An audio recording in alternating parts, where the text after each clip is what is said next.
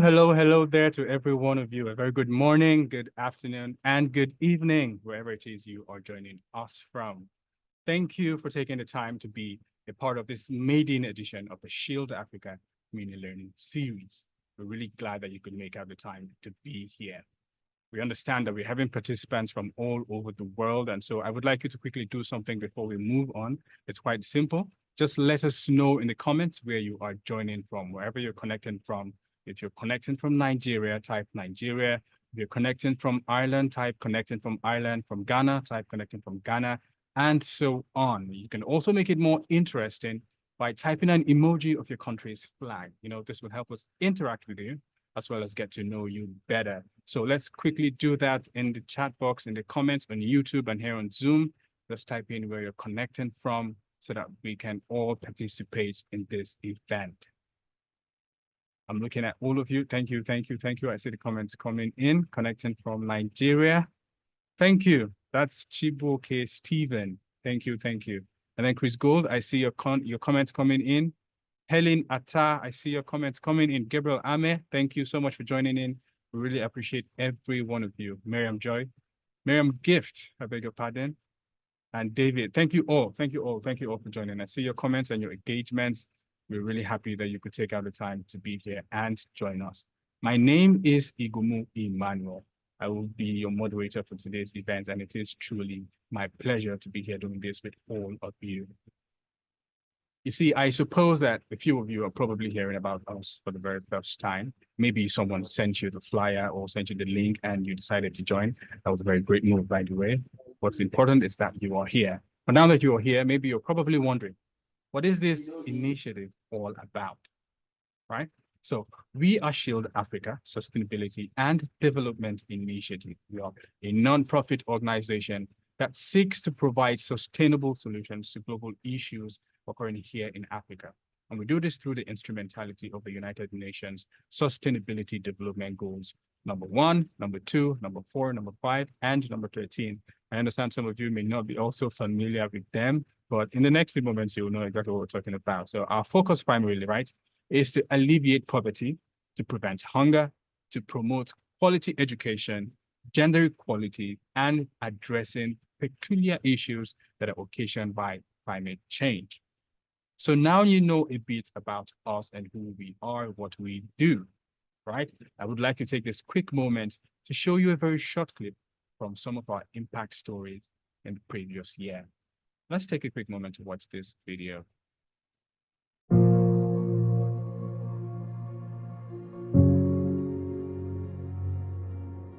The Nigerian grain market comprises of some major grain staples, which includes maize, wheat, sorghum, rice, millet, soybean, and others.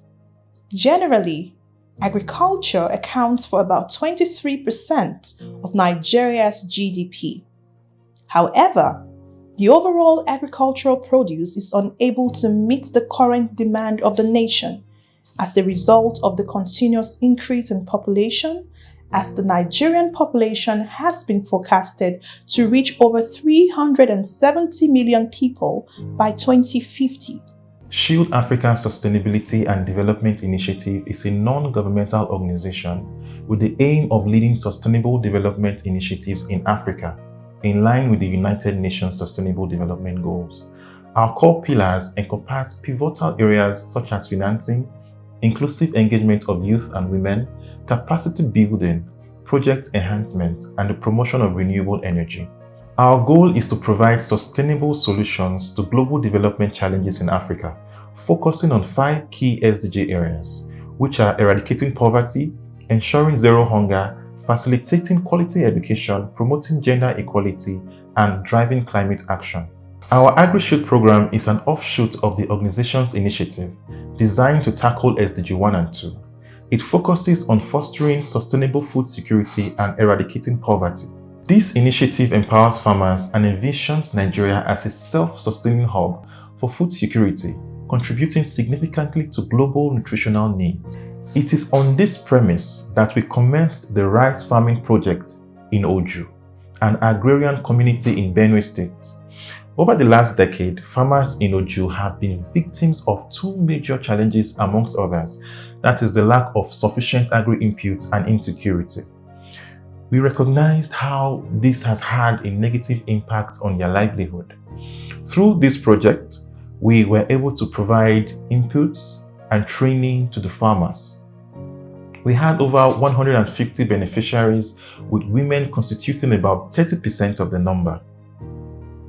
During the input distribution phase of the project, several agri-inputs were distributed to the farmers, with the aim of not only providing assistance to maximize their farmlands, improve the quality and quantity of yield, but also to encourage many to get back on their feet and back to the farms.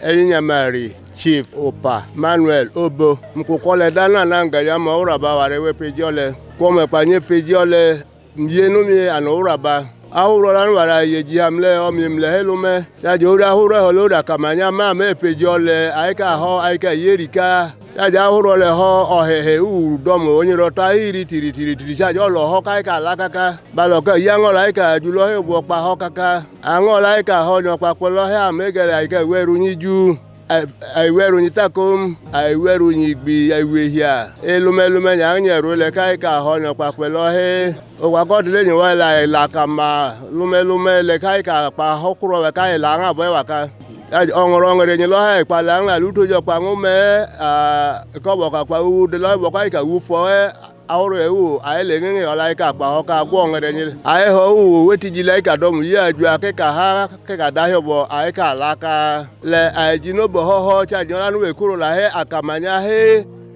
gogogo e fo ni ga yang nyero ai bi lo bo dada ka lu ka pete anya he ware we pe jo le cha ji kai ka lo nwa lega kanu hata ya mo wale mdai hile nyoreke anuka wo mi danya he lo hada no bo anora ba. My name's Mrs. Abi Rose Ene. I am the chair lady of Owo Laole Housewife Multipurpose Association. What we do in our group is we farm rice, we farm groundnuts, we farm seed, and we farm cassava. And now that you people have come to bring us out of the poverty of farm, because previously when we farm, we don't have fertilizer to apply to them, making our farm produce to reduce. But now that you people have come to alleviate that issue, we thank God for your association. And we pray that God will continue to enlighten you people to give you more, so that you bring other communities out as you people have come to alleviate our community. I am Ogo Abi Johnson, the chairman of Anyugbu Cooperative Multipurpose Cooperative Society, and we produce rice, yam, and cassava. The cost of a bag of fertilizer here in the town is too high, and sometimes after farming and you need to apply fertilizer and you don't have the cash to buy, the crops will not do as good as they're supposed to be because of lack of fertilizer. And this good organization has today come to give us bags of fertilizer free of charge. We are grateful. At the conclusion of the 2023 rice season farming, we were delighted to see many farmers rejoice over their harvest and how the project positively impacted their homes and standards of living.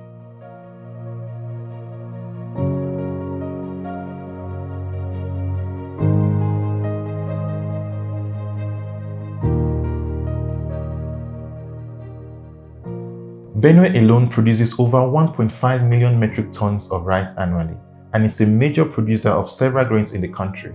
This reveals the crucial role the state plays in our agri-sector. We hope to continue to scale the interventions by building collaborations with governments and concerned organizations where we can invest in making the dream of a self-sufficient and food-secure Nigeria possible.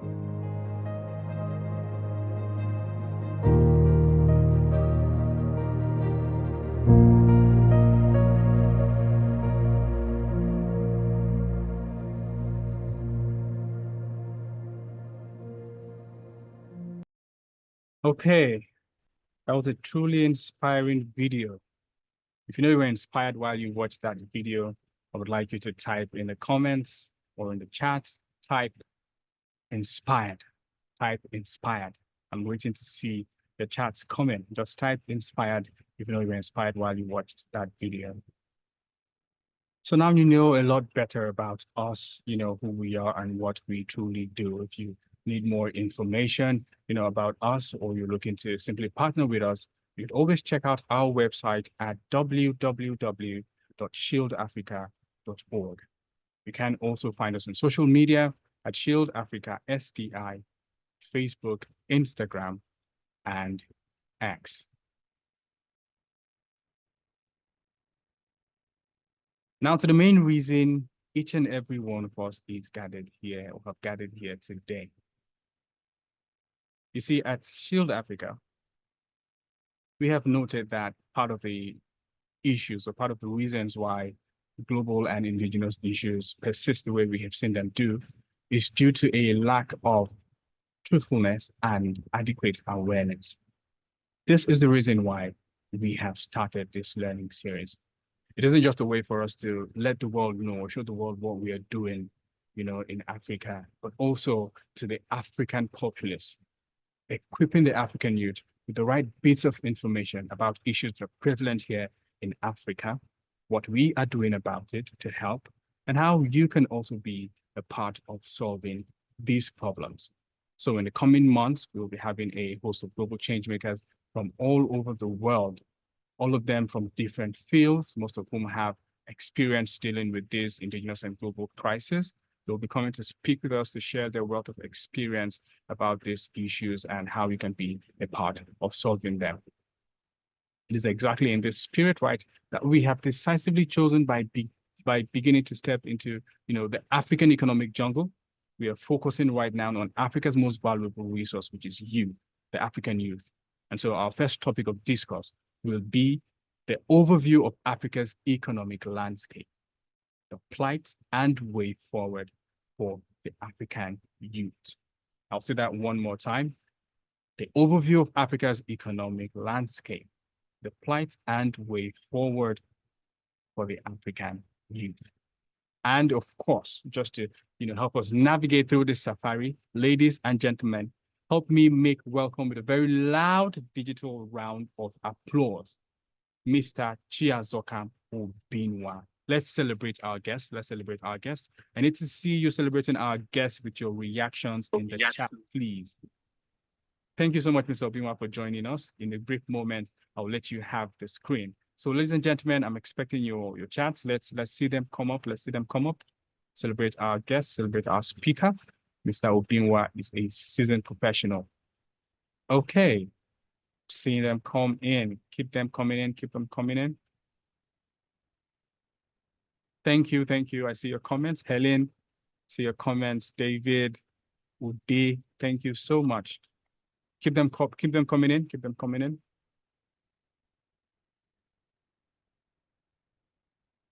Okay.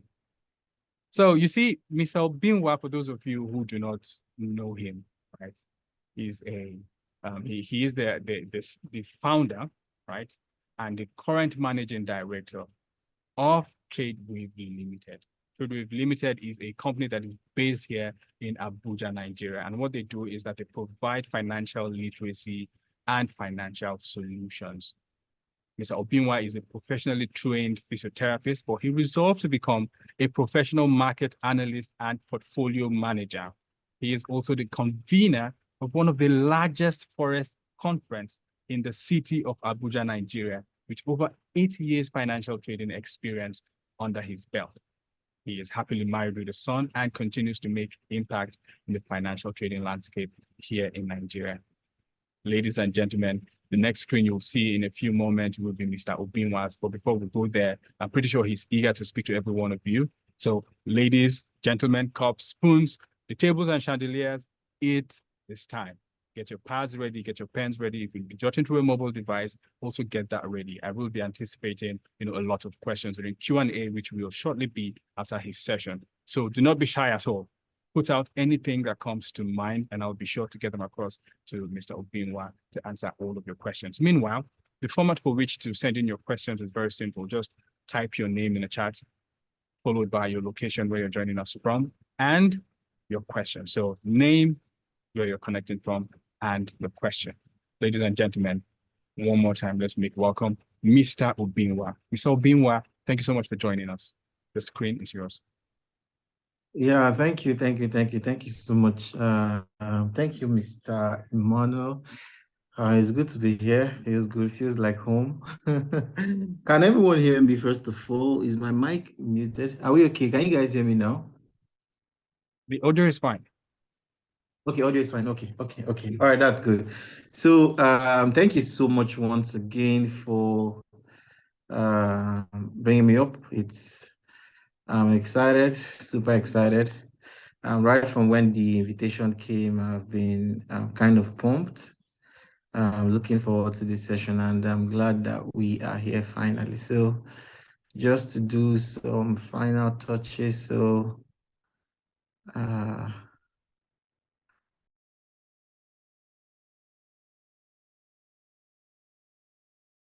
what I will tell a 50-year-old Nigerian is quite different from what I'll tell a 20-year-old Nigerian. So I'd love to get the age range of everyone. So you don't need to tell me your specific age. You just need to type on the chart, let's say between 15 to 30. I'll put that in one category, 15 to 30, then let's say from 30 to 50. So if you fall into any of those categories, let me just know so I can just get a brief overview of the people I'm talking with.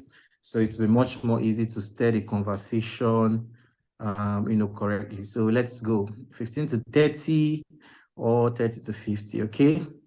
Of course, we have over 50, you can, of course, why not 50 to 70, that's fine. Or 50 to 100, right? Okay, so I can see people saying stuff. Good. Good, I can see a lot of 15 to 30, 15 to 30. All right, so that makes sense. Okay, that's good. So let's get started, okay? All right, so I can see from what you guys are typing that I'm speaking to mostly young people. And okay, I'm seeing 30 to 50 now. Okay, keep it going. If any other person, please keep it going. Okay, we mostly have just 15 to 30. Okay, that makes a lot of sense. Okay, now starting from the landscape of Africa, because what we're discussing today is the overview of Africa's economic landscape. And we're going to be discussing a lot of problems facing an average African youth and how we can find a way forward out of those problems, okay? So first of all, Africa is a very young population. It is said that over 60%, a whooping 60% of African population is under the age of 25. I mean, if you might not appreciate what that means until you understand that places like, let's say, the US, let's say places like China, Japan, where the average youth population is about 30, 40%, that will help you to appreciate what we actually have in Africa. That's why no matter, I mean, a lot of people are running away from Africa, going to other nations to go look for greener pastures, and other greener pastures are coming to Africa to enjoy the green pastures that we already have. I read a book many years ago called Acres of Diamond by Russell Conwell. And that book really opened my eyes to a lot of things. The book talked about a particular man who lived, I can't remember the particular location, but I think it's actually a real story though.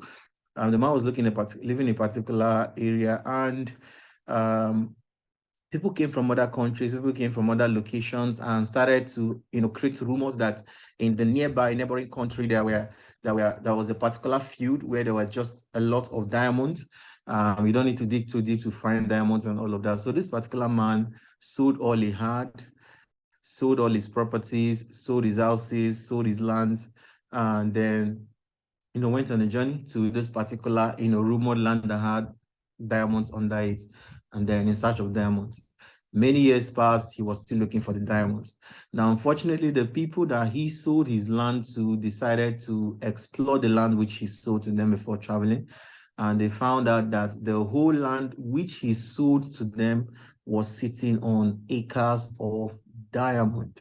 So this man left his own diamond, his land filled with diamonds, in search for greener pastures in a place where there were no diamonds, okay? And that became more of, it taught me a lot as I read this, I think, around 200 level while in school, and it made a lot of sense to me.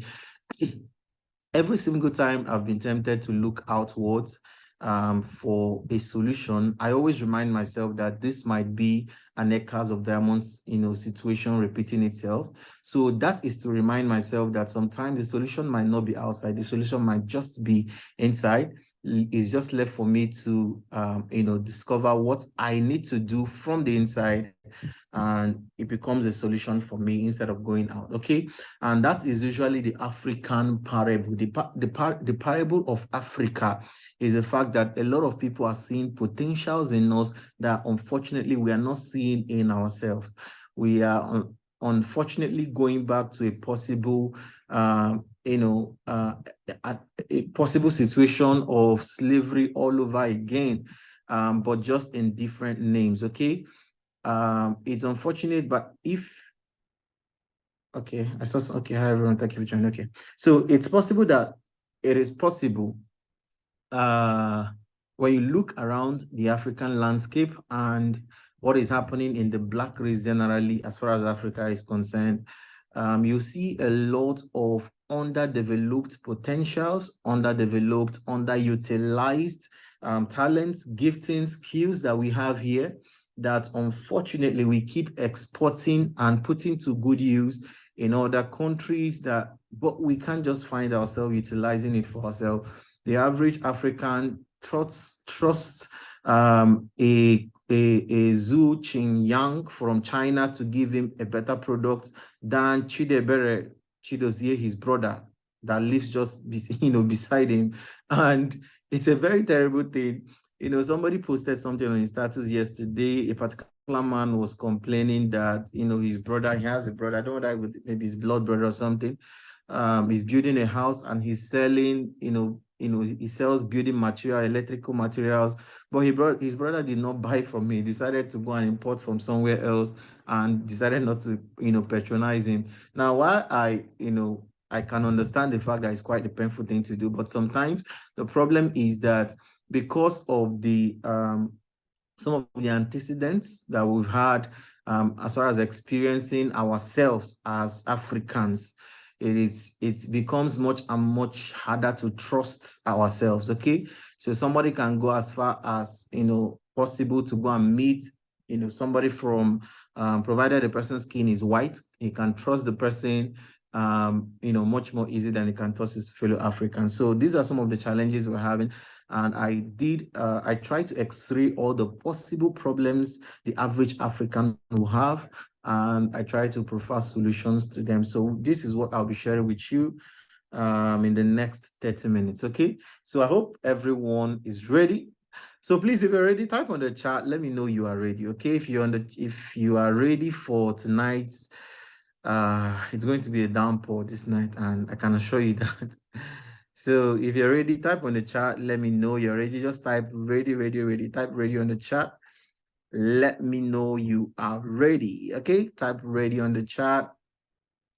Let me be sure you guys are ready, okay? Because it's going to be very heavy. I have 9 specific problems that I've outlined. The problems of Africa are, of course, there are more than 9, but however, I've outlined 9 of this to just to give you the surface overview of the average Nigerian or the average African problem. I'll be interchanging between African and Nigerian. The reason is because I know the bulk of the people on this call tonight are, Nigerians. So when I mean Nigerians, I'm just using Nigeria as an example of what is obtainable in Africa, because at least post-colonial, rule I think Nigeria is the second, oldest. Okay, Ghana post-colonial rule is, I think, maybe 67, 68 years thereabouts. Since their independence, Nigeria is the second, which is, well, like, 64 years now. So when I talk about Nigeria, just now I'm using Nigeria hypothetically as, as an example of what is obtainable in Africa. Okay, so if I use any of the term interchangeably, it's just because of the the people I'm talking to this night. Okay, so I'm glad you guys are ready. So let's go. So once again, appreciations to Shield Africa. This is a very powerful initiative, and I'm excited to be here. It's a privilege. Thank you so much for thinking of me. Okay, thank you for having me tonight. Okay. All right, so let's go. So let's start from the problems of Africa. I have some things already. If you have your pen, I wanted to do a slide presentation, but I started, but I couldn't finish it up because of time. My schedule these days is a bit wild. So I had this written since yesterday. I said I was going to put them in presentation early this morning, but I had another meeting from one meeting to another meeting, so I just couldn't meet up. But however, I'll present it in such a way that, you wouldn't miss my slides, okay? You wouldn't feel like I presented without slides, okay?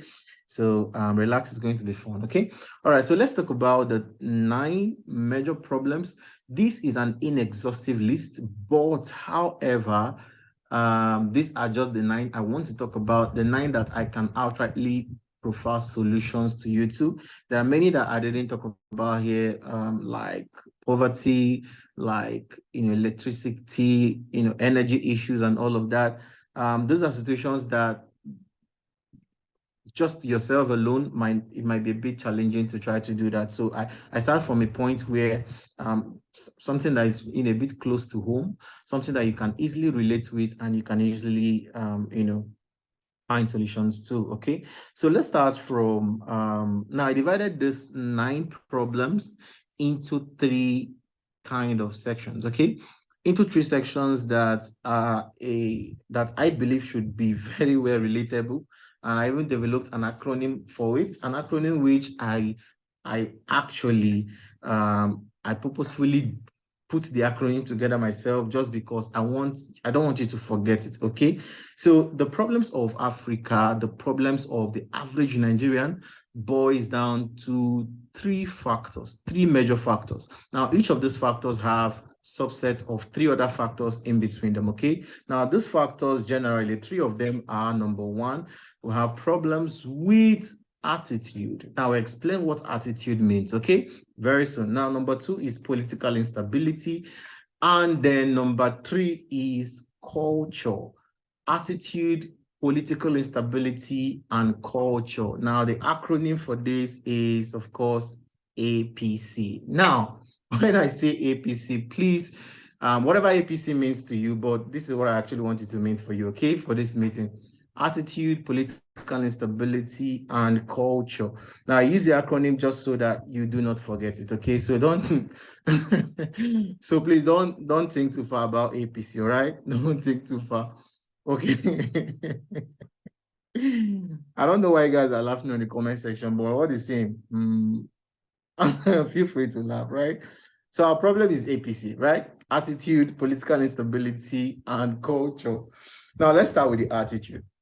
Now, there are 3 problems on the attitude, which is very public problems. These are problems that no matter where you go in Africa, no matter which country you travel in Africa, these are very common issues. Okay.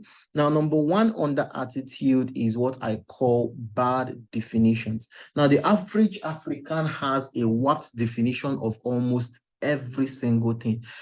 The average African has a wrong definition of what a government should be, what it means to be wealthy, have a wrong definition of what even something as little as what friendship means, what relationship means, what education means.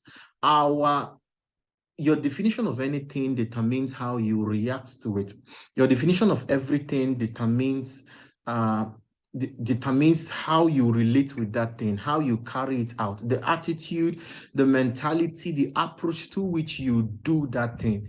When, for instance, let me take a very wild example. When somebody made a statement online, he said that Africa or Nigeria, if I said Nigeria is the only place where a wealthy man would owe you 100,000 naira, but will not pay you 100,000, but will pay the police 500,000 naira just to intimidate you, just to make you know that I'm a wealthy man. Now, those are products of bad or wrong definitions of what wealth, true wealth actually means. Now, in terms of politics, now a politician, a typical African politician will build a road and add road building to his achievements. Now, for crying out loud, what were you elected in first place to do? You understand? Because in much more developed countries that are actually doing very well, when a government, when you listen to, let's say, their president talking about what the achievements in office would be, most of the time, what they mention are extracurricular activities, extracurricular achievements, aside the regular achievements that you should have as a governor or as a head of state, as a president, right? But the average political mindset, the average political understanding, definition is that you are in a place of power. And that power should be used to make sure that you and your next generation never have a reason to suffer again. So every single wrong definition that we have as a country, as a people, affects us in every way. It affects the way we do things. It affects our approach. It affects the way we reason. It affects the way we carry out basic activities and responsibilities as human beings, okay? So bad definitions is one of the major things under attitude that plagues Africa. We have bad definitions of a lot of things. Average wealthy person in one of my, let me use this example. One of my friends who traveled to the UK entered a train one day. He entered a train and he was shocked to find out that I think he was one of the, I think the mayors or something of the particular, area where he was staying was in the same train with him. In fact, the guy wasn't even sitting. He was actually sitting. He was actually standing. And he was standing, holding, the handle of, the rail on top of the train and all of that. And he was like, is this guy not the mayor? Is this not the, what's he doing on the train? He was shocked to find out that the people that were leading him were living just as normal lives, just as he's living. And it didn't make sense to him. In fact, according to him, it was more like a culture shock. But that tells you that was clear. That made it clear to him that he was coming from a place where there was a very poor definition of what politics should be to a place where there was a better definition of politics and a better definition of what leadership actually entails. And I've seen this happen myself in many places, in many places where you just enter a place and you know that, okay, something is wrong where there is a terrible definition of what it means to be at the top here. And a bad definition of something would always lead to a bad perception and always lead to a bad result. Most of the time, the average, okay, let me give you another sample of bad definition. I just want to be sure that I've been able to drive this point home and just hoping it makes sense to everyone. Now, the average Nigerian business, the average Nigerian person starting a business believes or wants to believe that once the business has become profitable, the business is good to go. Like once the business is profitable, is making money from the business, the business as good as successful. Okay, why the other guys at the other end, other parts of the world who are doing much better in terms of economical wealth and all of that, they don't term a business profitable until there is no limit to the scalability. An Asian product is not complete until it can get to somebody in Africa.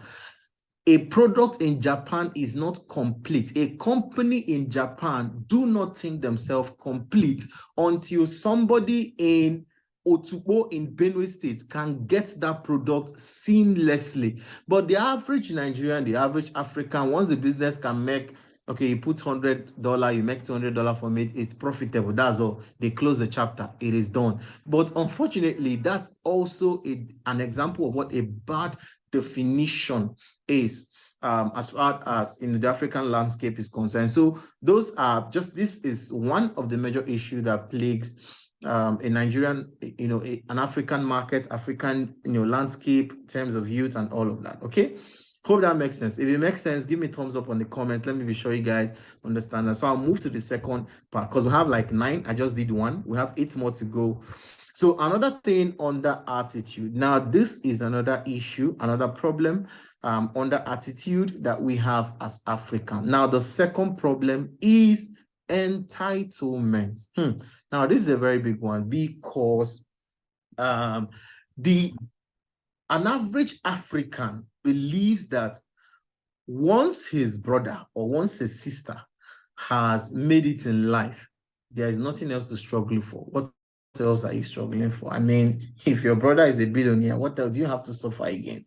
But unfortunately, that seems to put us on a very difficult position because a lot of the kind of mindset, the kind of attitude you are putting in the minds of people as Africans because of this entitlement mentality is robbing us of a whole lot of things, like a whole lot of things. Now, sometimes you don't need to go far to actually see this happen. In fact, you can look around your environment and it is very clear to see. Okay, most people, especially the youth. Now, by the time I get to maybe political instability, what I want to say, I might protest a little bit, but let me just touch on it a little bit. Now, it is very easy to see here in Africa, somebody, let's say, wants to start a business or has started a business. And there is this internal mentality or something inside of their mind that tells them that once I've started a business, everybody around me, both friends and family, owes me patronage. They have to patronize me because now my people. And because now my people, they just need to come and patronize me. Whether the product is a fake product or not, they just need to patronize me. Now, this is another offshoot of entitlement that really robs people a lot. People believe that whether the product is bad or not, you should patronize me just because you are my brother, just because you know me, just because we went to the same secondary school or just because we went to the same university, you should patronize me. But unfortunately, the truth is people patronize people or people, do business to people simply based on value proposition. What value is this product or service you're delivering? What is it bringing to the table? What problems is this solving? What problems are your products or your services solving outside the confines of our relationship, outside the confines of the ties between us, whether it's even a husband and wife tie or brother sister tie or relationship of any sort. Okay, so this entitlement mentality has done Africa a whole lot of things. Now, this is the reason why till today, there is almost no state, there is almost no African country that is fully, what we call fully independent from their colonial masters. Almost every single country in Africa that was colonized somehow is still dependent on the colonial masters. That's when you see, if we are doing politics, when it's time for election, they go to Chatham House or whatever the name of that place is. They do, debate, do all of that. Why are you doing that, for crying out loud? I mean, you should be doing your campaign in Nigeria. Why are you going to campaign, outside the country, okay, I understand the place of, trying to appeal to, what's it called? Nigerians in, what's this word they call it again? In, you guys know what I'm trying to say, right? Nigerians in, what's that word again? Like Nigerians that are living abroad. I can't remember the word again. Okay. But however, but most of the time they do that simply just to do something diaspora. Thank you, my dear.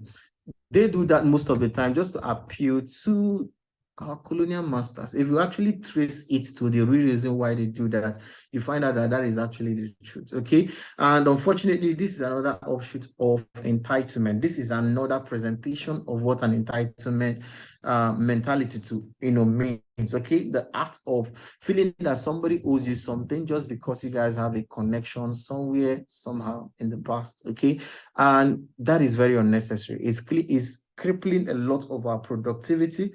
It's crippling a lot of our energy. Okay, many things that we should be doing or we can accomplish as a nation, we are missing out just simply because this kind of stuff. Okay, now let me move to number 3 because we are, geez, man, we've spent 20 minutes here. Sorry, guys.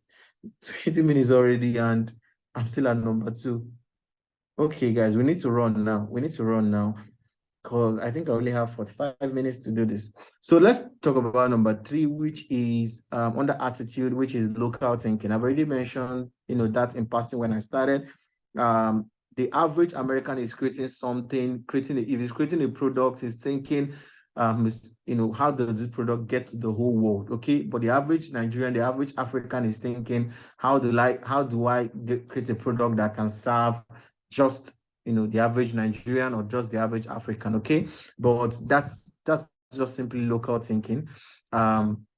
This is another reason why Africa is where it is today, because we don't create things with the initial mindset that we actually want to export to other nations. So we are all about consumption, because we're not thinking, what can we export? Or what can we give out to other countries? And by the time we get to political instability, you find out that some of these things might not directly be the fault of Africans. It might just be a product of bad governance and all of that. I'll talk about that very soon. But however, there are certain things that you can actually put in place to kind of exonerate yourself from these factors and make sure it doesn't affect you in any way. Okay, so let's move to number 3. Now, this is the second section. We're going to discuss 3 things under this second section, which is also problems that we can see very popular in Africa. If you're enjoying this series so far, please type on the chat. Let me know that you guys are enjoying this. Okay, type yes on the chat. If you're enjoying this so far, let me know that we're together. Okay. Now, number 4 now. Okay, number 4, which is under political instability, is neocolonialism. Now, I've mentioned this in person already. For some of you that might be new to that term, neocolonialism, it simply means, is an after effect of colonialism. Okay, most of the time is what people call Stockholm syndrome, something like that, where somebody is oppressing you, somebody is not doing you well, they are not doing well for you, they are not helping you or anything, but somehow, I mean, you just can't shake them off. Somehow, you're just depending on them, trusting them, believing on them to still give you something, even when you know they don't really mean well for you. So that's just a term. Neocolonialism, that's actually what it means. It's a fact that, like I already mentioned, most African countries can't just stand alone. We just can't stand. Why are we not buying our own stuff? Why are we not doing things for our own stuff? It's simply because somehow, somewhere inside of them, we just feel like we can't do it alone. We just feel like, because it's very unfortunate. Okay, but however, when somebody has been the one providing for you for donkey years, it will take some time. No blames on Africa generally, but of course we have to do better. Okay, that's why we're having meetings like this. No blames on Africa, because even not some of these countries that we're looking out for, we're looking like a country like America. United States is, I think, currently maybe over 247 years, right? Places like Japan, which is, we're looking at, many like 1620s or so. Okay, when they get like what you would call independence today and all of that. So of course we can cut ourselves some slack and say, well, it's because we've not gone that far. We're just 64 years as a Nigerian, and other African countries are quite, how many years are we and all of that. But we can't keep saying, we can't keep doing that, because as much as we want to grow, growth comes with a lot of discomfort. It comes with a lot of disconnection.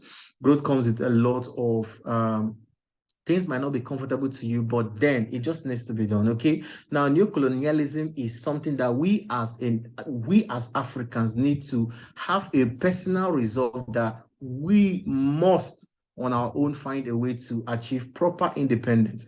Now, if you let me just quickly just refer to scriptures. If some of you are familiar with the story of the Egyptians and the Israelites, when the Israelites left Egypt, somehow, they still just loved Egypt. They couldn't get away from the cucumbers, the garlics that they were enjoying in Egypt. At every juncture they were on their journey to freedom, they just kept saying, oh, man, we need to go back to Egypt. We are missing Egypt. What were they doing? They were basically suffering. They were suffering, but because the unknown is always a difficult step to take. Taking a step into the unknown is one of the hardest decisions that people will make, but we need to make that kind of decision as Africans if we actually want to move forward. And if I heard a story one time where in particular, this is a real story, during the 18-somethings, right? When they used to still fight wars and all of that. So there was this particular, I think somewhere in the Japanese, wherever. So they capture slaves. Okay, so every slave they capture, after passing them through some form of punishments, they now give them a particular choice. They bring them to a particular place, and then they tell them to choose either to go through they give them two ways, I think two options, either to choose to serve some kind of other painful punishment, or to go through a particular door. Now, they don't tell them what is on the other end of the door, just tell them that nobody knows what is on the other end, but it is just untold hardship, untold punishment, untold wickedness. Okay, they don't tell, that's just what they tell them. And you can either choose to go through that particular door, or you can choose to serve this other punishment that is defined. They tell you, okay, these are the terms that you get: 40 lashes, then you get some form of punishment, some other this one, some other stuff like that. But this other door, nobody tells you what's on the other door. And the guy that was telling the story was saying that when he was telling the story, that this was many years before, it was actually documented in a book. The guy said that, no, you won't believe that many hundreds of prisoners that came into that particular, detention center, none of them wanted to choose that door with the untold hardship. They all selected what was familiar to them. And guess what was on the other side of the door? Freedom. Nothing. It was freedom. If you open that door, you were free to go. Simple. And none of them was able to select that door just because they didn't know what was on the other side. They just couldn't tell nobody told them what was on the other side. So they couldn't choose it. So people would prefer to go through known hardships than to try uncertain waters and find out what could be there for them. So this is a problem of new colonialism. We've not come to actually trust ourselves as Africans that we can actually do this without depending on UK, without depending on US, without depending on China, without depending on Saudi Arabia and all of that. We can, if we actually want to. But the fear to do that is the problem as Africans. We just can't get ourselves to shake off the fact that we can actually do stuff for ourselves if we really want to, okay? So that's problem. Now, number 5 problem under political instability is a problem of unemployment, or AKA unemployability. Now, I used to think personally that the problem of Nigerians, the problem of Africans is unemployment. You hear people say, okay, especially when you hear the news tell you, okay, 50% out of the number of Nigerian youths under the age of blah, blah, blah is unemployed. Now, I used to also believe that too, until I set up a company myself, and I began to understand that the problem was almost not related to anything in unemployment. The problem is that Africans are generally unemployable. Really, trust me, Africans are unemployable because there is a disparity between education and value creation. Okay, somebody believes that once they have gone through a university system, they believe that they have something to offer. But unfortunately, that seems not to always be the case, because if every single company I know, because I study a lot of big companies, every single company I know, most of them, 99.9% of companies are interested in the value you are bringing. Nobody cares what you studied in school. But the case as Africans generally is that people believe that once they're able to go through a university system, that they should be entitled for a job. Well, I'm sorry to break it out and be the one to break the bad news to you, but that used to work in in 1970, in 1925. That used to work. It used to work before, but unfortunately, it doesn't work now. Okay, unemployability is actually one of our worst problems. I've set up interviews many times, many times, and I'll interview like 15, 20, 25, 30 people, and you just can't find one person out of 30 people coming for an interview, and all of them are graduates. Because all our positions in our company are positions that, of course, we expect graduates to take over, take the positions. You interview 30 people and none will qualify for the job. Some will even come and they are not even the ones that type the CV themselves. That's how bad it is right now. Okay, so unfortunately, these are some things that we might discuss this deeper some other time because of our time, because I need to run now, so we'll get to the solution part. Okay, so unemployability is a very big stuff. A lot of Africans are really unemployable. Okay, we are certificate driven, but we should be more value driven than certificate driven. A certificate is not a right for you to have a job. It's just a certificate certifying that you have gone through a particular training system. But whether our company needs that certification or not depends on the value you're actually bringing in real time to the table. Okay. Now, number 6 under political instability, which is the third factor under political instability, of course, is bad governance. I don't want to talk about bad governance. I don't want to waste much time because, it's obvious, right? It's obvious that we are, the gap between the mindset gap between Nigerian rulers, not really leaders, rulers, and, the masses, the gap is far, like the thinking pattern is far. We've had, let's not talk about bad governance so that I don't lose my peace. So bad governance is another issue. Okay, but however, I'll provide solutions to that shortly. Okay, so let's move over to culture. Now, culture is the third factor. Culture is the third factor that we are looking at. Okay, culture is the third factor that we're going to be looking at. Okay, now when I mean culture, I mean the predominant attitude, the predominant approach of an average African that is the limiting factor, especially for the youth. Okay, now number 1 on the culture is what I call the risk aversion syndrome. The average African is afraid to take risk. We just don't like taking risk. It's unfortunate, especially for a youth. It's unfortunate, but that's just the basic truth. It's that basic that a lot of people miss it. Sometimes one of the many reasons why people make a lot of mistakes is the fact that mistakes are hard not to make. I don't know how to explain this to make it more simple. Some things are that simple that it becomes easily neglected. And because you neglect it, it now becomes a detrimental factor that will limit you as a person, both in your, whether it's your finances, whether it's your personal development, mental development, it just becomes a limiting factor to you. Something that should have been as simple as possible. But because of how simple it is, it becomes easy to be ignored. Okay, I've personally understood, at least in my own personal journey, that a lot of one of the many reasons why I look at people, especially somewhere around my age range, and I look at and I see a lot of deficit in a lot of things, is because some things that I found much early easy to inculcate into my lifestyle, into my plans, into my daily plans, my weekly plans, my yearly plans, are things that everybody can do.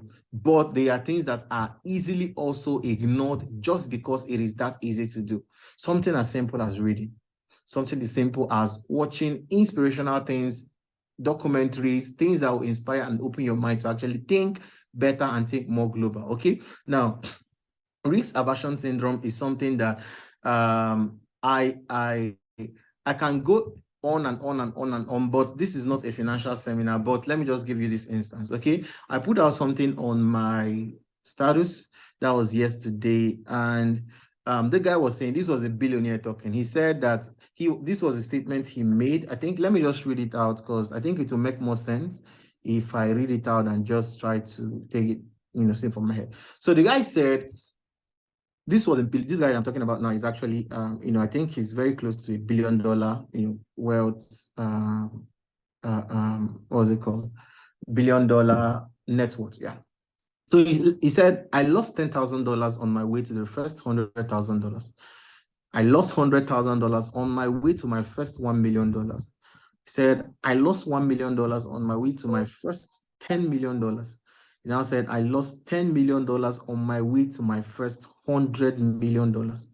Over the course of my career, I've eviscerated over 100 million in mistakes, bad partnerships, product launches, etc. But as of now that we're speaking, this guy is very close to the $1 billion net worth status. Now, the average African, sometimes you might not blame them for being afraid to take risks because Africans don't forget failures, unfortunately so.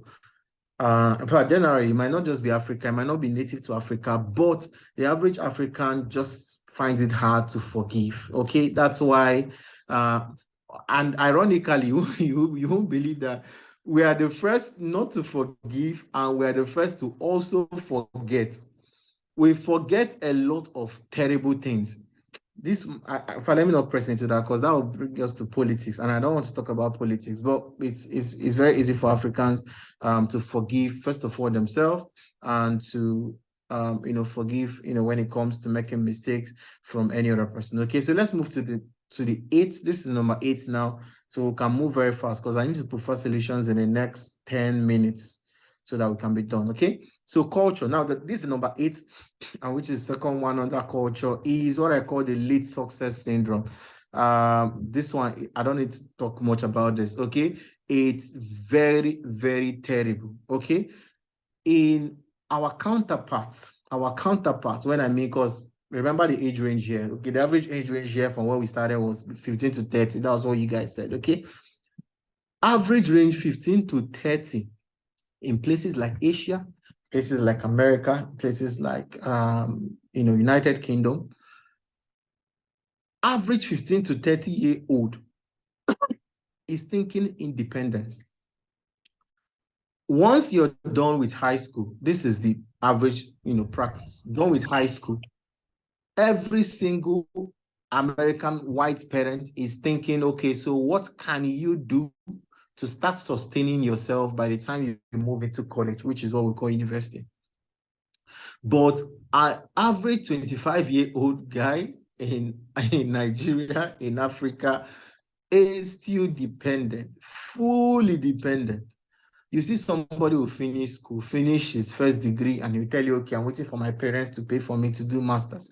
Now, if your parents can afford to do masters, but that's nice, okay? But just to let you know, from between 0 to 25 years of age, if you are fully dependent, it makes sense. It's understandable. But you see, from 25 to 50 age range, this is the range where every single decision that you make should be such that is not in any way dependent on any other person's finances. It should be your sole responsibility to take charge and make those kind of decisions necessary for you. But because of the late success syndrome we have in Africa, people don't even believe you when you make it as a young person, when you begin to make some form of money as a young person. I, for one, have been harassed twice by, what's the name of those guys? Police, SARS, right? What's their new name? SWAT or whatever their name is right now. Because they feel like, okay, how can this guy be this young guy? I mean, you can ask them asking questions how did you get money to be living in this kind of place? This was the kind of question. This was as of, was it 2 years ago, right? 2 years ago, just on a normal day, I was just sitting in my house and they just came, knocked, just started harassing me. And it's very terrible right now because the average young person cannot even, just confidently, even when they are doing something legitimately, they still can't have the confidence to say what they are doing because of the harassment, because they feel like, if you're not up to 40, 50 years old, nobody believes that you should have money. Nobody believes that you should be doing well. And it's a very terrible thing, okay? So let's move to the final one, which is religion. I will not talk much about religion because so I don't want to interfere with any form of bias, but however, religion is really doing a lot to Africa. Now, both positively and negatively, but however, generally, we should be aware of that. There's a lot that religion has done, both good, both bad, in Africa, as far as mindset shaping, as far as, mind shaping, and, helping the African youth populace generally is concerned. The religion has done a lot of good, but also has done a lot of disadvantage to a lot of people. Okay, but let's not go into that. Now, let me quickly provide solutions so that let's we'll round up with this. Are we ready for solution? Please, if you already type solutions on the chat, let me be sure you guys are ready for the solutions so that we can dive into the solutions. I'm trying not to give more and more examples and life situations so that we don't waste more time, because each of these problems I've mentioned to you, I can go on and on to give you a lot of what I believe in examples, both personal experiences and experiences for people I know.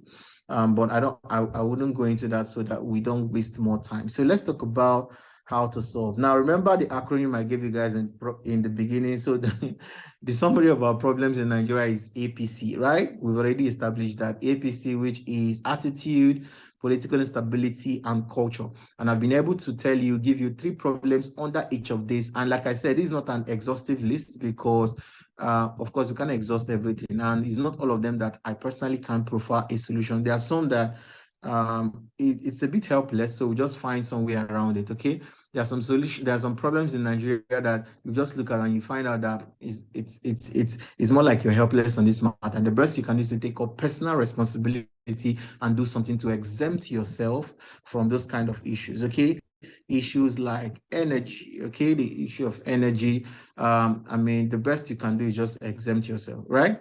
But however, let's go to the solutions. Now, let's talk about the 3 solutions. Each of those A, P, C, I'll give you solutions for each and every one of them, and I'll try to explain how you can apply this personally. Now, let's talk about attitude. Remember, under attitude, we discussed bad definitions, entitlements, and local thinking. Those are the 3 issues that we identified under attitude of Africans. That is a challenge. Now, the solution to this is what I would say, what is personal development. Now, personal development is something that, in fact, is one of the terms that is most underrated for an African youth, because the African youth, unfortunately, because of our mindset of dependency, we tend to just allow people to lead us to where they think is a better place for us than taking personal responsibility, taking personal development, very, taking it seriously in order to chart our own path. Okay, now personal development includes things like first of all, getting some form of clarity about life in general. Okay, I believe so much in clarity. I believe clarity a lot. When I mean clarity of purpose, knowing what you want to do. Okay, knowing how to do it, knowing when to do it, knowing where to do it, and the people you should do it for and do it. That's clarity for me. A lot of the average Nigerian youth, the average African youth lacks this simple thing I'm telling you now. Now, I've done this many times. I do a lot of counseling sessions with people because, fortunately, very fortunately, people look up to me for a lot of things, okay? And one of the things they look up to me too is guidance. People are always, almost on a daily, weekly basis, I have someone reaching out to me, mentor me, counsel me, help me, blah, blah, blah, blah, blah. Okay. So this is something first question I always ask is, what do you want to do? You'll find out that as simple as this question is, even if you ask yourself this question now, you can do this for yourself. What do I actually want to do with my life? You'll find out that as simple as this question is, many, I don't want to put out a census here right now, but I can tell you half of the people on this call might not be able to give quality answer to this question. Like, what do I want to do with my life? Like, what do I want to spend my life doing? Something as simple as this question can make or mar you. And the faster you answer this question, the easier things will be, become for you. I was very lucky. I was blessed actually to be able to have answered this question very early in life. As at 18, when I began to understand how life actually works, and I, began to do a lot of introspection about life, began to reminisce on what my life has been before 18, my teenage years, leading up to 18 years. And I began to understand that life shouldn't be that hard, okay? And I was very blessed to be able to make a lot of these definitions very early. I was able to define, this is what I actually want to do with my life. What this does for you is that once you already know what you want to do, it is easy to find out what would waste your time. Find out things that are simply time-wasting ventures, things that you should not be doing. When you find out where you want to go, every other location becomes a distraction. When you have defined that this is where I want to go to, every other bus stop in between the road is just simply distractions. Now, the thing is, because a lot of Africans have not for themselves defined their own, what their own main purpose in life is, and what they actually want to achieve with their life, it becomes an issue. It becomes easy for them to, reach road bumps on the road and stop and assume that this is, what the location is for them, or this is where, their, bus stop actually is. Okay, but clarity does a lot for you. I just can't exhaust what clarity can do for you as a person, okay? And clarity comes as a result of personal development. You have to personally come to that point where you realize that you are the person. It is you. The result of there's this thing they say that there's this way they put, I'm trying to get the English correctly, say you at the beginning of your life, you're a product of people's choices, but at the end of your life, you become a product of your own choices, something like that. I think that's the way they put it. Because, for instance, when you are born, you don't have any right to tell your parents which school they put you. They put you anywhere they like, right? They put you in the school that they can afford, okay? They put you in schools they feel like, this is the best place for you, right? But by the time you get to an age of accountability, any other thing after the age of accountability becomes your responsibility. Okay, so you need to really take personal charge of your life as an African. I say this anyway. Once you gain clarity, there is a lot of things that you stop doing. There's a lot of things that you start doing, and there's a lot of things you stop doing. Okay. And let me just rush the second one. So by the time, if I have time, I'll just come wrap up this again, because the more time I spend on clarity, the more I want to talk about it. And our time is, time is just moving without us. Okay. So now number two problem, which is political instability. I'll wrap it up with saying this. It all boils down to personal responsibility. Remember, the first one is personal development. Number two now is personal responsibility. Now, personal responsibility will always come. It's the product of personal development. There's a level to which you develop your mind, your mindset, your thinking pattern, and you have come to that point where you now understand beyond every reasonable doubt that the end product of your life is a product of your choices and your decisions. There came a point in my life, I think I came to this point somewhere maybe around 19, 20 years, okay? I came to that point where I told myself that if I fail in life, if I fail in whether it's finances, whether it's family, fail in society, it is my fault. Okay, I came to that point where I just understood that anything that happens to my life from this point onwards is my fault. I always tell people, if you can still look back and blame somebody for where you are currently, you are still not very mature. Let me say that again. If you take some form of inventory of your life, where you are right now, if there's somebody you can still blame in your life and say, if not because of this person, I should not be where I am today, you've not come to a place of personal responsibility. There's still some form of immaturity somewhere inside of you. Now, I can say this by experience because at some point in my life, I found out there was this, I don't want to go into personal stories, okay? But anyway, there's this relative of ours that we used to look up to. We used to hope that, he will come, because my dad died when I was 15. So we're like, okay, this guy, I mean, you should come and, take up some responsibility, do some stuff. After all, you are this wealthy, I mean, and all of that. And we just kept hoping. Nothing was coming. Nothing was forthcoming. And at some point, I realized that, no, this guy can't be the reason why my life should not be moving forward, or I shouldn't live the best of my life. You understand? I've had not just this. This is just one out of the many instances I can give you, but there are many like that. Now, because of the current political landscape of Africa, there's almost little to nothing that you can actually do to, because unless maybe you are maybe in politics, or maybe have direct, or maybe let's say you want to go spiritual, want to pray and all of that. But however, I believe this is not a religious organization of any sort. So I'm trying to avoid anything.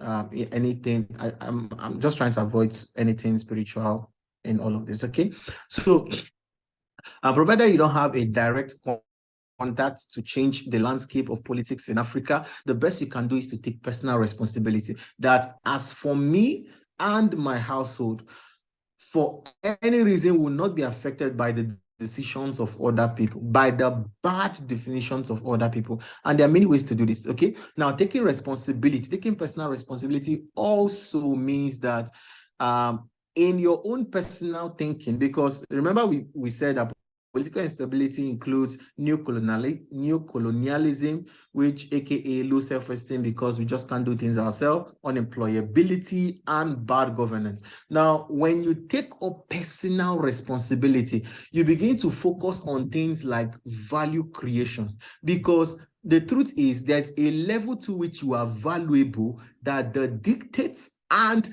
the laws of no matter let me not say no matter the law, but however, the laws of any country you find yourself in Africa begins to be to your favor, whether the law likes it or not.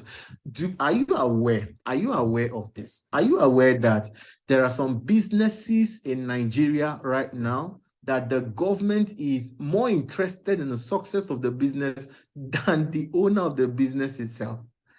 Are you aware that there are businesses in Nigeria that they can shift the law to make sure that they accommodate such businesses, because the value that such businesses are bringing to the African landscape, the Nigerian landscape, is too valuable not to be helped by the government? So taking up responsibility is understanding that if I fail, it is my fault. If I don't do well, it is my fault. There's nobody somewhere that did anything to me. For some people, this might be very hard, okay? Because I know some people might come into, come say things, okay, what if, I don't want to make this a bit personal. I'm trying to be as CEO can be, right? I'm trying not to,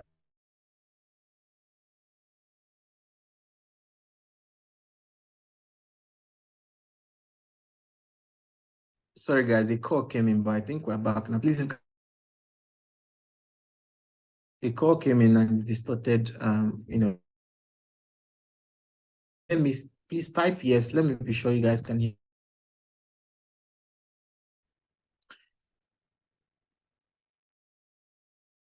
I see someone type yes. Okay, that's good. So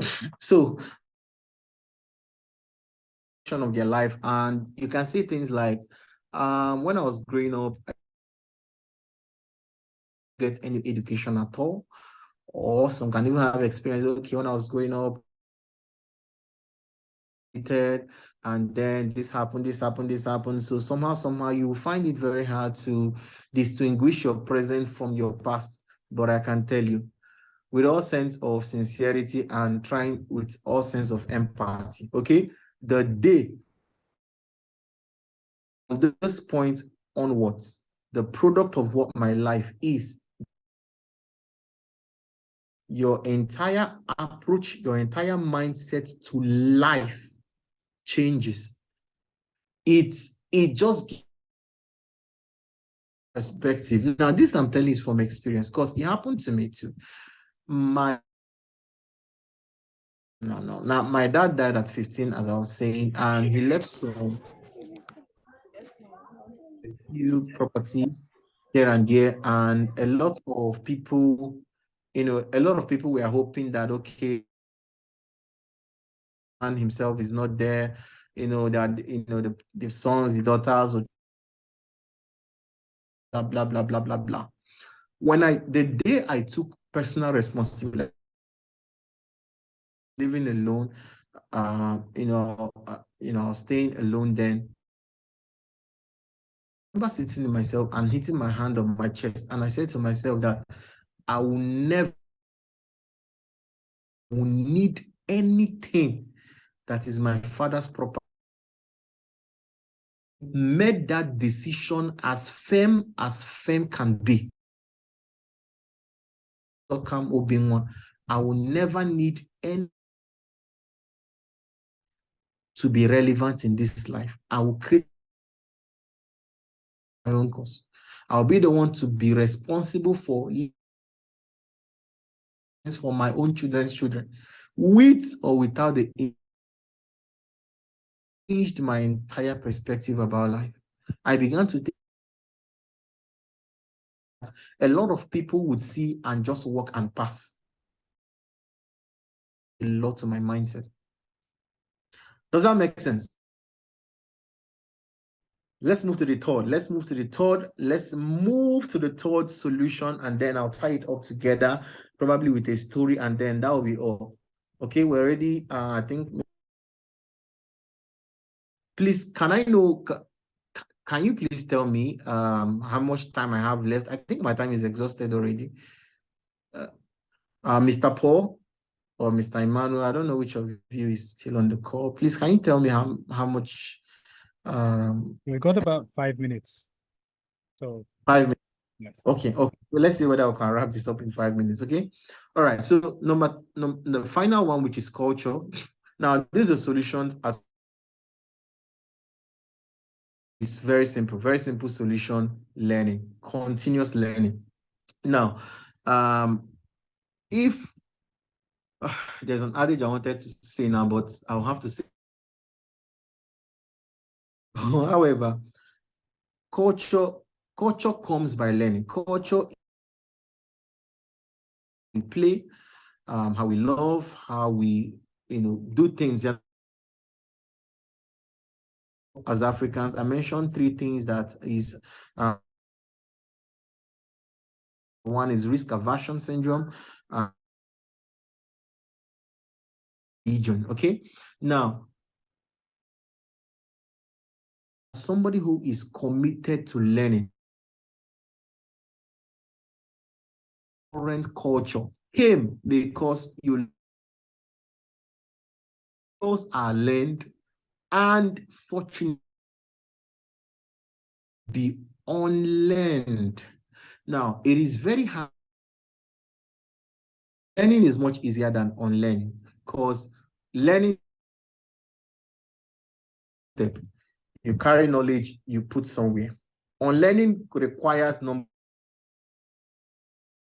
hard, put somewhere else, then take up a new one and replace it with it. Okay, somebody says my voice is cracking. Is it okay now? We good? Is my voice cracking? I hope we're good to go. So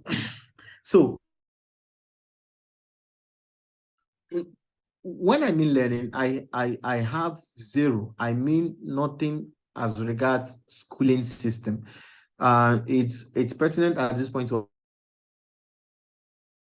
is not the same thing as education. Academics is not the same thing as education.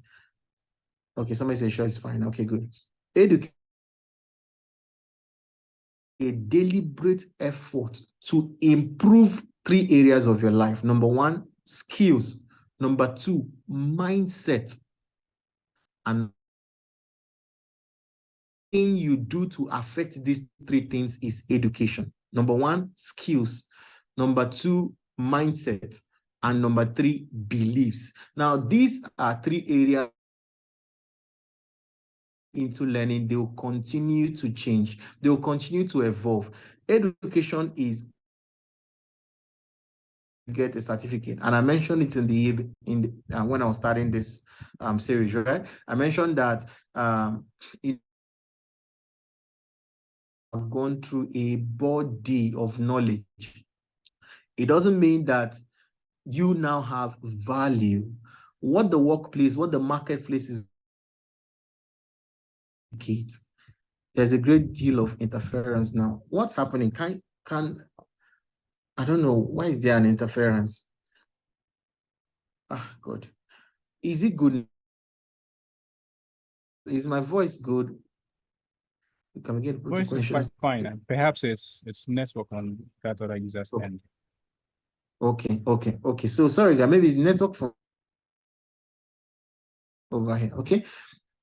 Somebody said I'm good here. Okay, makes sense. All right. So learning is simply coming to that point where you improving 3 areas of life I've already mentioned, and this is something that was so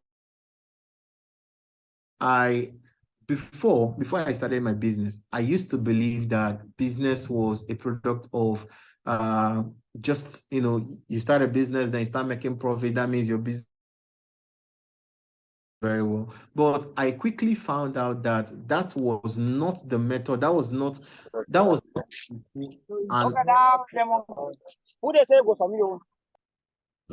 Someone's mic. Okay. All right. So I quickly found out that one of the many things I quickly found out that a lot of times when people try to avoid making the mistakes, that in itself might just be the greatest mistake you ever made. That fear of trying out something that you is not something you used to know before. It's not something you're quite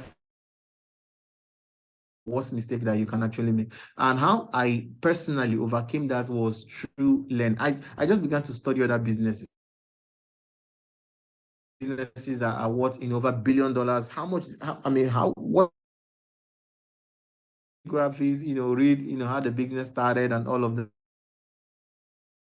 There were loads of mistakes were made and learned from. It was easy for the business. Always good to fail fast. If you're going to fail as fast as possible. Learn what. I'm the least person now to be afraid of failing at something. In fact, one of the least, the fear of starting over again. I've had to start over many. That's the least of my fear, because every single time I've had to start over with something or try something new, try a new strategy, try a new business idea, I found out that it scales faster than when I started the last one. Start is going to not do so well is lesser than it was when I was doing the initial idea. Way to overcome the problems of risk aversion, lead success, enjoy. You just need to just learn, evolve. Done something that much more better than you model it. It becomes easy to scale faster. Now, let me just wrap up these 3 problems in 1 minute. Okay, these 3 solutions in 1 minute. I already mentioned and learning, lifelong learning. Okay, now youth, trust me, I tried not to, because this is not a business. I believe about business, I would have talked, giving you numbers and practical business ideas, but office level, okay? Now combining ability and lifelong learning gives you an advantage. 80% of the average population will not have this kind of advantage. That are important. Some of the things that are vital the country in first world countries where they are doing very well as Africans. Now, if you go to countries where they are doing well, there are things they value. My brother lives in the US, my cousin lives in the UK, so I'm very. There are some things that they don't play with. Africa are things we simply just we just take them as I just work hard. If an average American says he wants, and for any reason, you, the boss in the office, does any form of significant you are in for deep stuff. Because as far as they are concerned,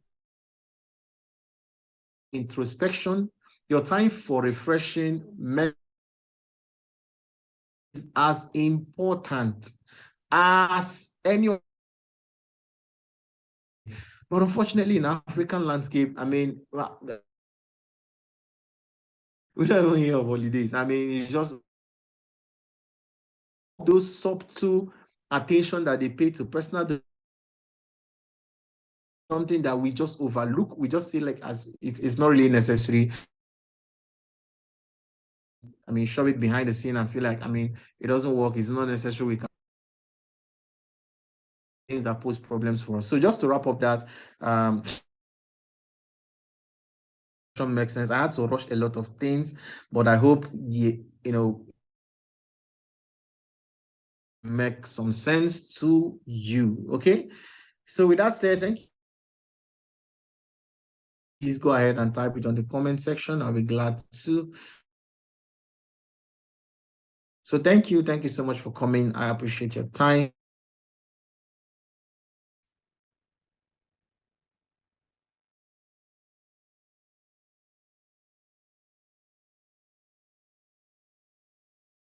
Thank you so much, Mr. Obinwa, for that really insightful presentation. I told you all that he is really eager and that he's got a lot of valuable information to share about some of the problems in Africa. We had a great conversation before he came up, to share his points. And when he said he was going to share 9 prevalent issues, I knew we were really in for it. So I hope all of you, every single one of you, because I can see your comments, and I understand that you must have had a great time learning so much, because this is a wealth of experience that he's really shared with us.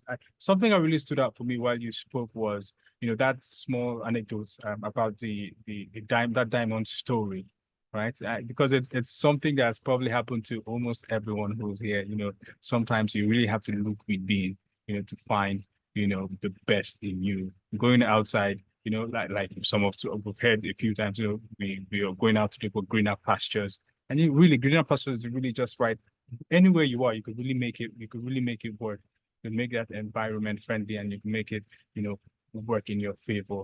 So I would like you all, to put your questions together now. I've gotten some of them, but for those of you who haven't typed them, just type your name and then put your question down so that Mr. Obinwa could give you answers. So let me quickly read the question that someone sent in. I put this down. So this person says, and this actually falls under, the way I classify it from the thing you said, it actually falls under risk aversion. This person actually says, how about those of us who have our money in the banks, and we really don't know what to do with it? Clearly to me, this is a case of, there's a sort of knowledge gap, and it also shows a bit a bit of fear, really because of the economic situation in most of the African climate. So, Mr. Obiman, what would you say to people like this who have saved up, some cash or saved up money, but are really unsure of, what to venture into or what to do with all of the savings?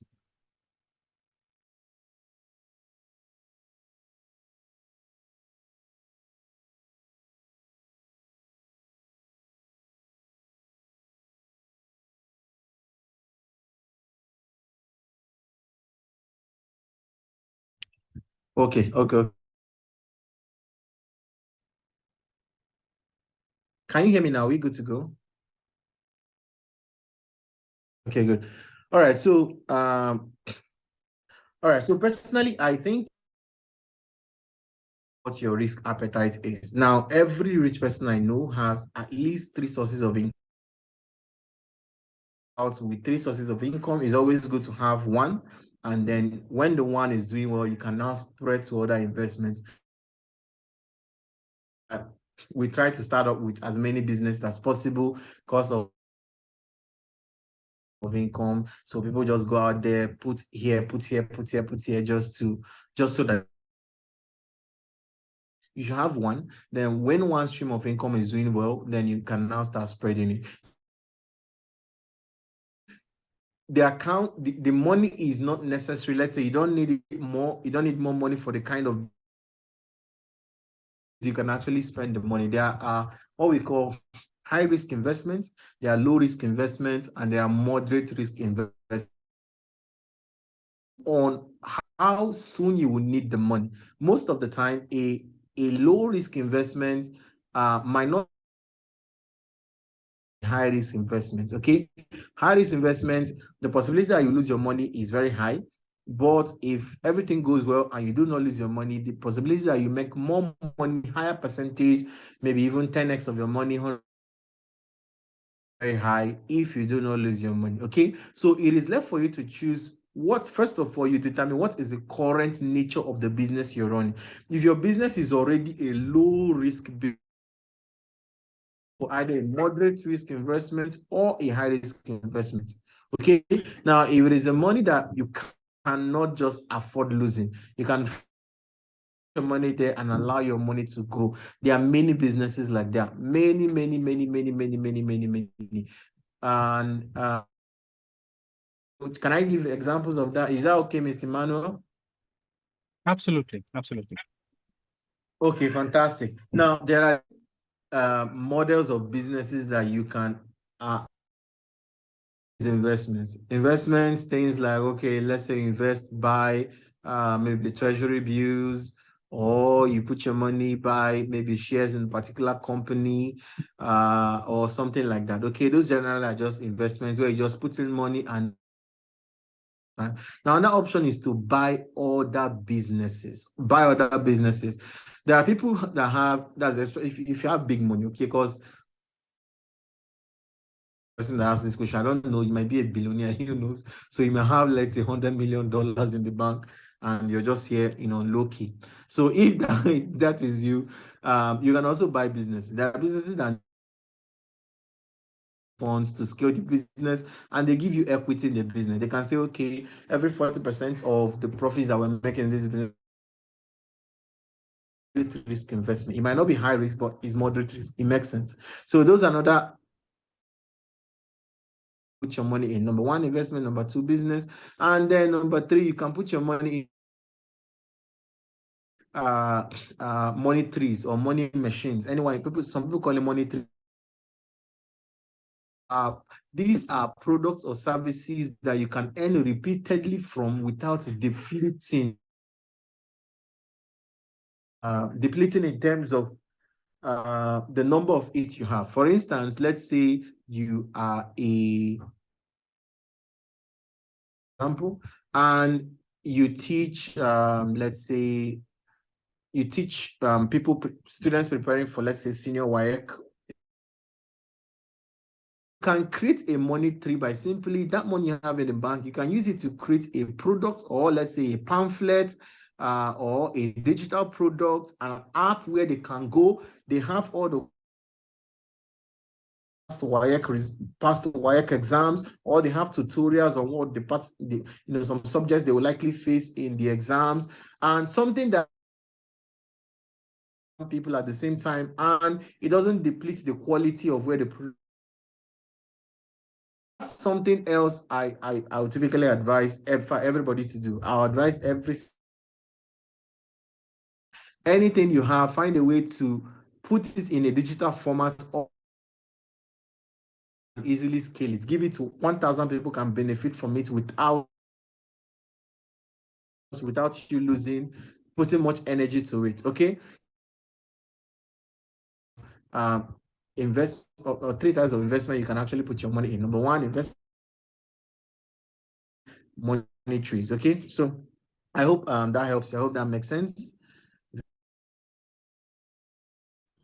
That was a very concise summary of that answer. So I hope you heard and you listened really attentively to his answers about that question. One more thing, just before we move on to the next question, while you spoke about political instability, I was quite surprised to find out, when you said Africans have a sort of issue with unemployability, as in the sense that it's not necessarily the fact that there are no jobs or there isn't something to do, but it's more like, there's what to do, but the people who should do it aren't exactly, aren't completely suitable or completely fit, in the sense that, there's a sort of disparity between that, I've gone to school, and technically someone who's gone to school really should, have hands-on knowledge, practical knowledge, of any field or any discipline they've studied. But then, it sort of seemed that wasn't the case from what you said. And to be honest, I was quite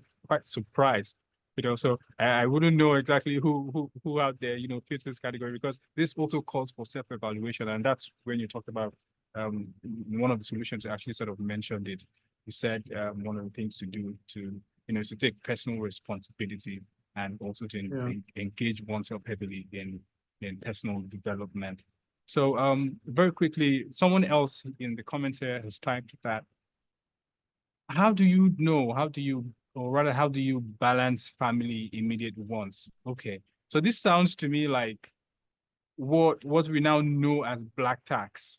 So they're saying, when family puts you under pressure, to meet up with certain responsibilities, at home. So I assume, from the way this question sounds, this is an individual who is probably, headed out or ventured into, the pathway of self-dependence or, self-reliance. And then, perhaps families are, beginning to demand, okay, now you work, or now you own a business, you started something, we have to get a little piece of it. This falls under entitlement mentality that you spoke about. So they really want to know, how do you balance, your family's immediate wants and needs, with, growing or running your own business, even when it hasn't reached its full potential, or, possible profitability as one would like it to have. So I don't know if that's actually clear. Yeah, the question is actually clear. It's quite clear. So the way I personally operate, I'm value oriented. In fact, both those with model, value orientation is one of the major things that you must, if you want to scale anywhere, whether as a person, whether orientation, your value, you must be value oriented.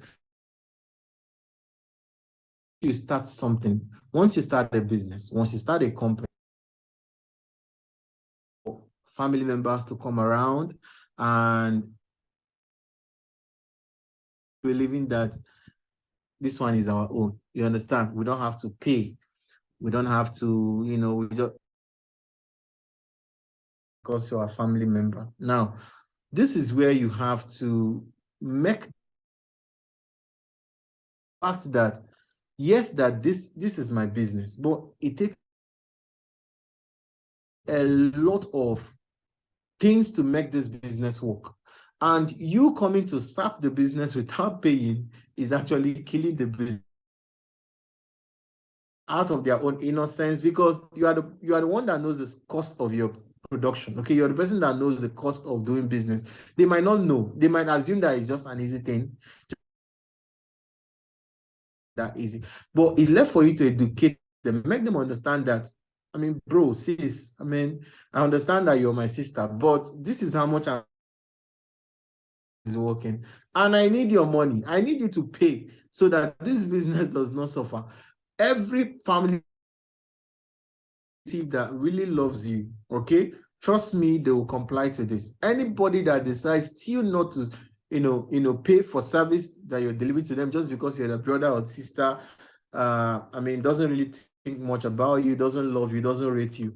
And last thing I will allow somebody to, not to rate me just because you know me from somewhere. Okay. I've always been a believer of, even if he's my brother or like my blood brother or my blood sister doing a business and money to do the business, not like they're getting things for free.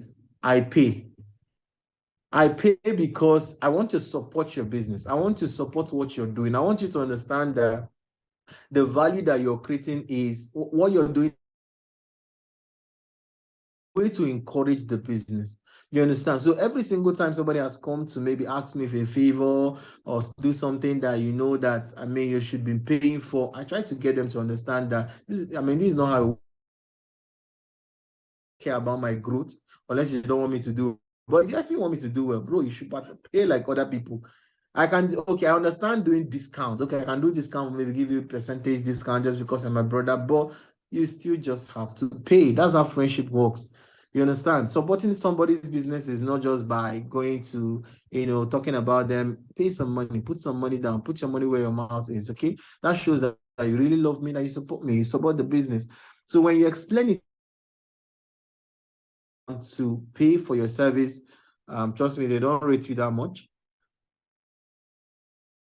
You to grow, okay? Anybody that wants you to grow probably pay for your service. I think that problem should be solved.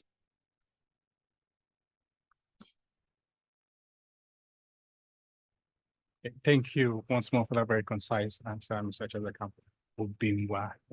Mr. Chozakam Obimwa, one more time, is the founder and currently he is the managing director of TradeWave Limited. So ladies and gentlemen, let's appreciate our speaker. Let's appreciate our speaker. Send your favorite emoji. You could send in the fire emoji. You could send in a great round of applause. You could send in the likes and the hearts. Just show our speaker that we really appreciate his time.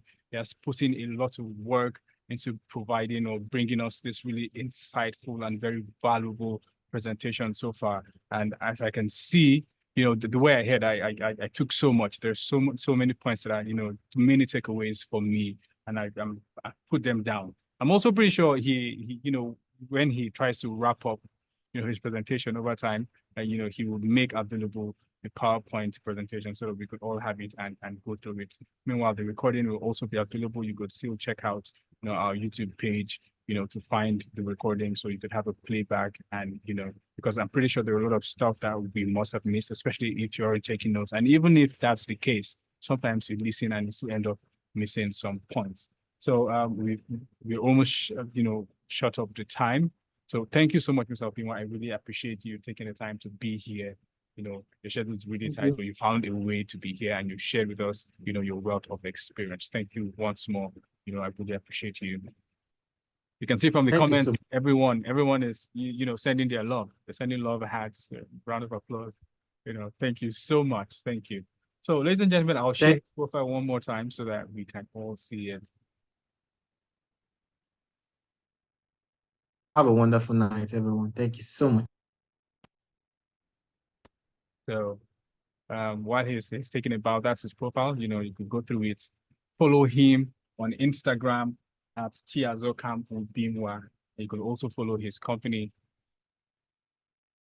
Yeah, and you can also follow his company, TradeWave _HQ on Instagram as well. And do not forget to follow us. You can check out our website, www.shieldafrica.org. And you can find us on Instagram at Shield Africa SDR, Facebook as well, and X.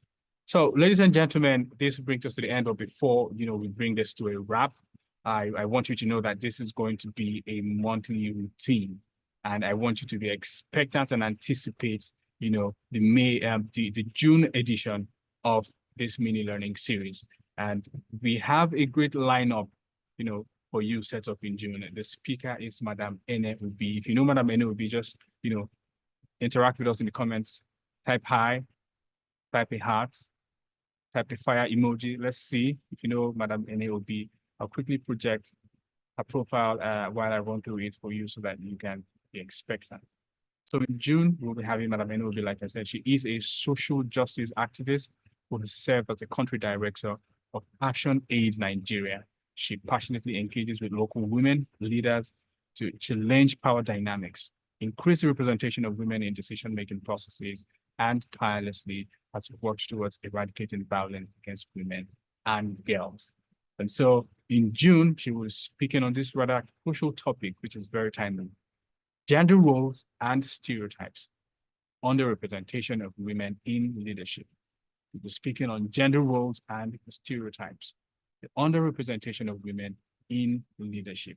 We'll be considering what gender roles are, what stereotypes are, and how they have impacted the representation of women in leadership. This will be happening, ladies and gentlemen, on the 5th of June, 2024. So get ready. We'll be looking forward to seeing you there in a very short period of time. It's just a few weeks away from now, and the same way you have experienced and have learned so much in this edition, you can expect that much level of value which will be provided to you in the June edition of this learning series. Once more, ladies and gentlemen, thank you so much. Remember the acronyms APC, standing for Attitude, Political Instability, and lastly, let me quickly check. I can't exactly remember the last one now. Culture. Yes, it says culture. So, ladies and gentlemen, get yourself familiarized with it. Follow us on social media at Shield Africa SDI, Instagram, Facebook, and X. Once more, my name is Nikumu Emmanuel. On LinkedIn as well. Yes, I almost forgot. On LinkedIn, you can also find us at Shield Africa SDI. So, see you guys. Thank you so much for making the day with us. Thank you for sticking through this really, valuable 2 hours of our lives. Thank you so much for being here, and I look forward to seeing you in June.